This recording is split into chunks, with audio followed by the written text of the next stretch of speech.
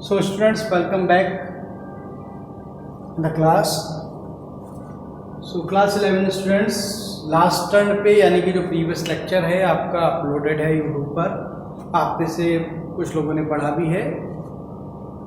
उसके आगे ही हम लोग पढ़ रहे थे और लास्ट टर्न पे जो हमारा डिस्कशन चल रहा था वो डिस्कशन चल रहा था elastic collision in one dimension. One dimension में अगर इलास्टिक कोलिजन होता है तो क्या होता है, तो जब हम लोगों ने वन डायमेंशन में इलास्टिक कोलिजन निकाला था तब u1 minus u2 equal to v2 minus v1 आपके पास आया था। ठीक है, u1 माइनस u2 का मतलब हो गया relative velocity of approach before collision is equal to the relative velocity of separation after collision. भाई u1 माइनस u2 का मतलब क्या, अप्रोच करना, जो टू बॉडीज हैं वो अप्रोच कर रही हैं, उनकी रिलेटिव वेलोसिटी, कोलिजन तब नहीं हुआ था, into relative velocity of separation का मतलब टकराने के बाद दूर दूर हो जाते हैं, तो relative velocity of separation after collision. अब इस इक्वेशन में से हमने v2 की वैल्यू निकाल ली, v2 equal to u1 minus u2 plus v1, और जो पहली इक्वेशन आपने बनाई थी प्रीवियस लेक्चर पे जाके आप देखेंगे मिल जाएगा, वो आप पुट कर देंगे। पुट करने के बाद आपको ये फॉर्म मिलेगा, v1 equal to m1 minus m2 upon m1 plus m2 into u1 plus 2m2 upon m1 plus m2 into u2। ये इक्वेशन आपकी आराम से बन जाएगी पहली इक्वेशन जैसे पुट करेंगे। अब v2 के बाद यहाँ पर v1 की वैल्यू निकाल ली, तो v1 equal to v2 minus m1 plus u2 हो जाएगा। इस कंडीशन में यहाँ पर v2 की वैल्यू आपके पास आ जाएगी 2m1 अपन m1 plus m2 u1 plus m2 minus m1 अपन m1 प्लस m2 u2 आ जाएगी। तो आप u2 और v1 की वैल्यू निकाल ली आपने यहाँ पर। अब कई केसेस भी आप कर सकते हैं, अगर सपोज कर लीजिए दोनों बॉडीज के मास सेम थे, अगर दोनों बॉडीज के मास सेम थे तो ये वाली इक्वेशन तो जीरो हो जाएगी पूरी। ठीक है, यहाँ पर m1 m2 क्या हो जाएंगे, 2m1 मान लो हो जाते हैं, 2m2 हो जाते हैं, दोनों के मास बराबर है, 2m हो गए, तो 2m अपॉन 2m ये कट गया यानी कि u2। अगर वो कंडीशन जब दोनों के बॉडीज के क्या है मास सेम हो जाते हैं, उस कंडीशन में v1 इक्वल टू u2 आ जाएगा। यानी कि जो फर्स्ट बॉडी यानी फर्स्ट ऑब्जेक्ट की जो क्या थी, जो है फाइनल उसकी जो स्पीड है आफ्टर कोलिजन, यानी कि v1 इज इक्वल टू किसके बराबर हो जाएगा, जो बिफोर कोलिजन सेकंड वाले ऑब्जेक्ट की स्पीड थी। ठीक, तो ये इंटरेस्टिंग है, फैक्ट आप बना सकते हैं डिफरेंट केसेस कि आपका अपना इंटेलेक्चुअल लेवल है, आप इसको बना कर रखिए कि कंडीशन लगा लीजिए कि m1 m2 के बराबर हो जाएगा, तो ये तो जीरो हो गया और यहाँ पर v1 इक्वल टू u2 आ जाएगा। यानी कि velocity of final velocity of the first body is equal to the initial velocity of the second body. Okay, यहाँ पर भी देख लीजिए, यहाँ पर भी रखेंगे तो इस कंडीशन में ये तो केवल v2 इक्वल टू u1 आ जाएगा, जीरो हो जाएगा। यानी कि अगर इस वाली को देखेंगे तो v2 u1 की हो गया, यानी कि इंटरचेंज हो गई वेलोसिटी, यानी कि पहले बॉडी की वेलोसिटी आफ्टर कोलिजन सेकंड की बराबर हो गई और सेकंड की वेलोसिटी आफ्टर कोलिजन पहले वाले बराबर हो गई। कितना इंटरेस्टिंग है, आपका यहाँ पर फॉर्म निकला। इसके स्पेशल केस आपको खुद अपने आपको बनाकर लिखना है, तो बहुत इंटरेस्टिंग है ना, ये बहुत ज्यादा इंपॉर्टेंस भी रखता है। And you can do some experiments here, मैंने भी किया हुआ है यूट्यूब के, अगर आप साइंटिफिक जो हमने कुछ एक्सपेरिमेंट हैंड्स ऑन एक्सपेरिमेंट्स करें, अगर उनको आप चेक करेंगे तो आपको वहां मिलेगा भी। बहुत सिंपल है, आप एक्सपेरिमेंट करके देख सकते हैं। एक बड़ा ऑब्जेक्ट लीजिए, एक छोटा ऑब्जेक्ट लीजिए, उनका कोलिजन करा के जरा आप देखिए। फिर आप जो है जो एक तरीके से मार्बल बॉल्स आती हैं, उन मार्बल बॉल्स का जो है mass and constitution almost same होता है, रेडियस सेम होती है, उनको आप कोलाइड करा कर देखिए और उन सबको कोलाइड करा के उस एक्सपेरिमेंट को डिमॉन्स्ट्रेट करके अपने लिए करिए, और करने के बाद देखेंगे तो आपको ये जो इक्वेशन है बहुत हलवा लगने लगेंगी। तो इसको जरा सा ध्यान में रखते हुए एक एक्सपेरिमेंट घर में परफॉर्म करिए। पुरानी वीडियो हमारे पास मिल जाएगी इसी चैनल पर, और वहां से देख के आइडिया लेके आप करेंगे तो ऑटोमेटिक ये आसान हो जाएगा। पॉज करके वीडियो नोट कर लीजिए, then we will next on the move on the next topic. So dear students, the next topic is inelastic collision in one dimension। मैंने बताया था कि इलास्टिक कोलिजन में before and after collision momentum as well as energy क्या रहती है, conserve रहती है। But when we will talk about the inelastic collision there is a change in kinetic energy. Momentum is will be same but the kinetic energy जो है वो क्या हो जाएगी, बदलेगी, चेंज होगी। हमें यही करना है, देखना है कि इनइलास्टिक कोलिजन में क्या होता है। तो जनरली इनइलास्टिक कोलिजन में हमेशा खास बात होती है कि जब भी इनइलास्टिक कोलिजन में कोलिजन होता है, उस कंडीशन में इनइलास्टिक कोलिजन के दौरान एक बहुत कॉमन सा फैक्टर है कि जो वेलोसिटी है आफ्टर कोलिजन वो दोनों ऑब्जेक्ट की सेम हो जाती है। ठीक है, तो वहां पे सारी चीजें आपको मालूम है कि क्या करना है। मान लेट कर लिख नहीं रहे यहाँ पर, लेट कर लेते हैं। The mass of a body is m1 and another body is m2। Velocity, initial velocity of first body is u1, another body is u2, and after collision the both bodies will stick together and move forward, and let us consider the velocity is small v. Okay, so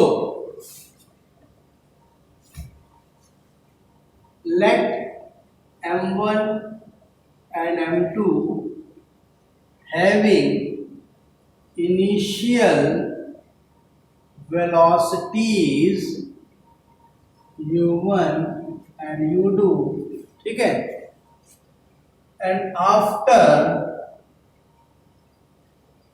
inelastic collision in one dimension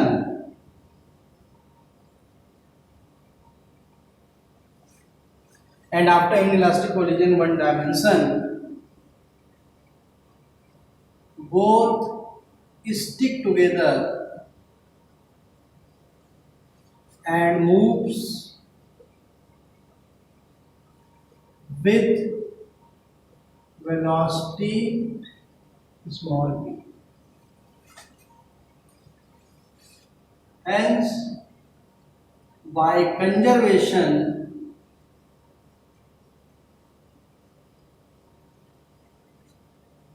of linear momentum,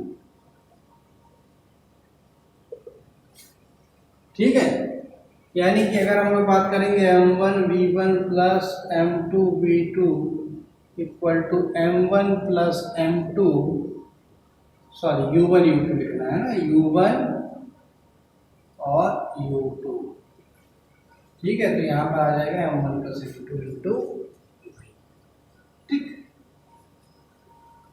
और अगर जरूरत पड़े हम लोग m1 u1 plus m2 u2 upon m1 plus m2 लिख सकते हैं। Equation 1 मान लीजिए, 2 मान लीजिए। अगर शायद कहीं पर नीड हमें पड़ जाए सॉल्व करने की तो हम कर भी पाए, ठीक है। अब काइनेटिक एनर्जी बिफोर कोलिजन, तो K1 आ जाएगा half m1 u1 square plus half m2 u2 square. Kinetic energy after collision, तो half m1 plus m2 v square, ठीक है। तो ये आपके पास यहाँ पर देखिए निकल के आ गया। अब इसको आप अगर चाहें तो इसको इक्वेशन नंबर 3 मान लीजिए और इसको 4 मान लीजिए, ठीक है। एंड नाउ 4 डिवाइडेड बाई 3 कर दीजिए, तो K2 अपॉन K1, तो 1/2 तो कट जाएगा कॉमन लेके, तो m1 प्लस m2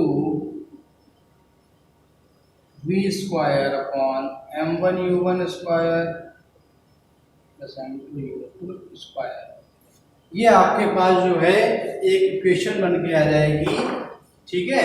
तो K2 upon K1 equal to यहाँ पर आपका आ जाएगा, ठीक है ना।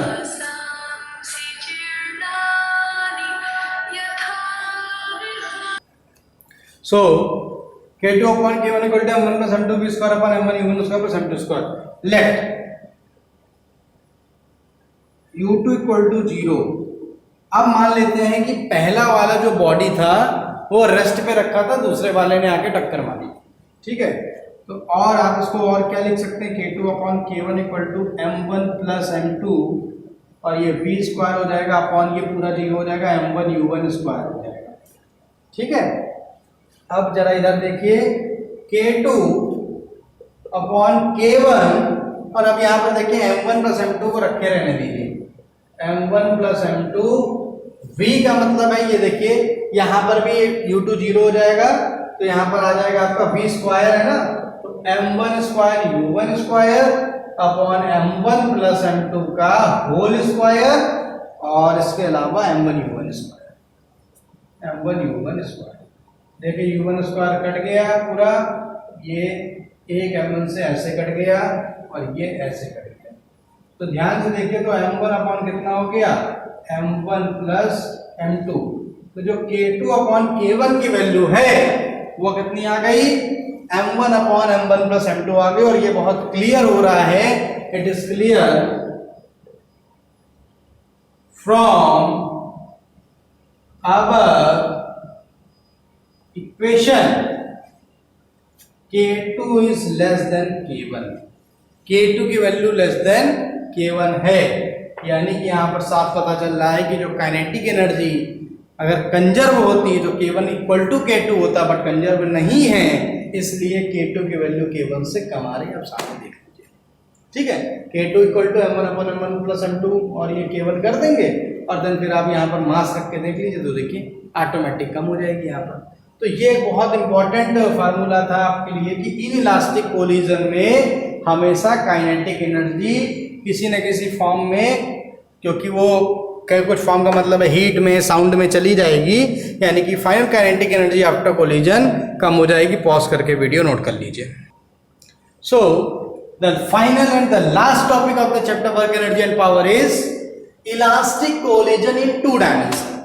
कहने का मतलब है कि एक बॉडी है जो किसी वेलोसिटी से क्या कर रही है, मूव कर रही है, दूसरा जो ऑब्जेक्ट है, दूसरी बॉडी है, वो रेस्ट पे रखा है, टक्कर होती है, टक्कर होने के बाद दोनों अलग अलग डायरेक्शन में, यानी कि हॉरिजॉन्टली ना जाके कुछ अलग अलग डायरेक्शन में क्या कर जाते हैं, मूव कर जाते हैं। तो देखिए m1 moving with velocity u1 vector and it collides with body having mass m2, okay.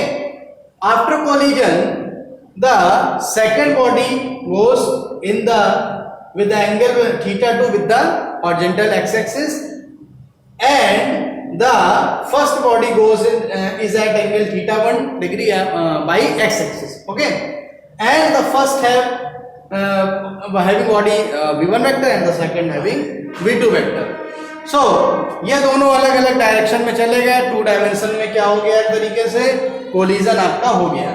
अब अगर हम लोग बात करते हैं from figure by the law of conservation of linear momentum, तो उस कंडीशन में देखिए पहली बॉडी का लीनियर मोमेंटम कितना हो गया, m1 इंटू u1 वेक्टर हो गया, इक्वल टू, अब यहां पर हमने बताया था कि जो सेकंड है, सेकंड जो बॉडी है उसका जो इनिशियल वेलोसिटी है वो 0 है, वो रेस्ट पे रखा हुआ है, यानी कि उसका दूसरा टर्म नहीं आया, m1 u1 वेक्टर केवल हुआ, इक्वल टू जब कोलाइड करा तो हमने कहा यहाँ पर डायरेक्शन लेनी पड़ेगी क्योंकि अलग अलग डायरेक्शन में जा रहा है, तो पहले वाले का ये m1 v1 वेक्टर हो गया और दूसरे वाले का कितना हो गया, m2 v2 वेक्टर हो गया, तो m1 v1 vector plus m2 v2 vector, यानी कि before collision momentum m1 v1 vector हो गया, और आफ्टर कोलिजन जो मोमेंटम है वो m1 v1 vector plus m2 v2 vector हो गया। अब इसको हम x और y एक्सिस में क्या कर लेते हैं, रिजॉल्व कर लेते हैं। जब रिजॉल्व करेंगे तो जो m1 u1 है, 2 तरह से कंपोनेंट आएंगे, एक तो हॉरिजॉन्टल x एक्सिस की डायरेक्शन में कंपोनेंट और दूसरा वर्टिकल y एक्सिस की डायरेक्शन में कंपोनेंट आएगा। तो हॉरिजॉन्टल जो कंपोनेंट है m1 u1 equal to m1 v1 cos theta 1 plus m2 v2 cos theta 2, ये थीटा 1 है, इसका अगर हॉरिजॉन्टल कंपोनेंट निकालेंगे तो यहाँ पर m1 v1 cos थीटा 1 आएगा, और यहाँ पर इसका निकालेंगे तो m2 v2 cos थीटा 2 आएगा, ठीक है। तो m1 v1 cos theta 1 plus m2 v2 cos theta 2 यहाँ पर आ गया। अब दूसरे वाले की, वर्टिकल वाले की बात करते हैं, तो वर्टिकल में कोई मूवमेंट तो हुआ नहीं है पहले वाले का, तो इसके लिए क्या हो जाएगा, ये इधर हो गया 0, ओके। अब यहाँ पर आगे वर्टिकल कंपोनेंट होता है m1 v1 sin थीटा 1, तो हमने वर्टिकल कंपोनेंट लेंगे तो m1 v1 sin थीटा 1 हो गया, और इधर अगर हम लोग नीचे लेके जाएंगे तो m2 v2 क्या हो जाएगा, sin थीटा 2 हो जाएगा, एंगल माइनस का आ जाएगा।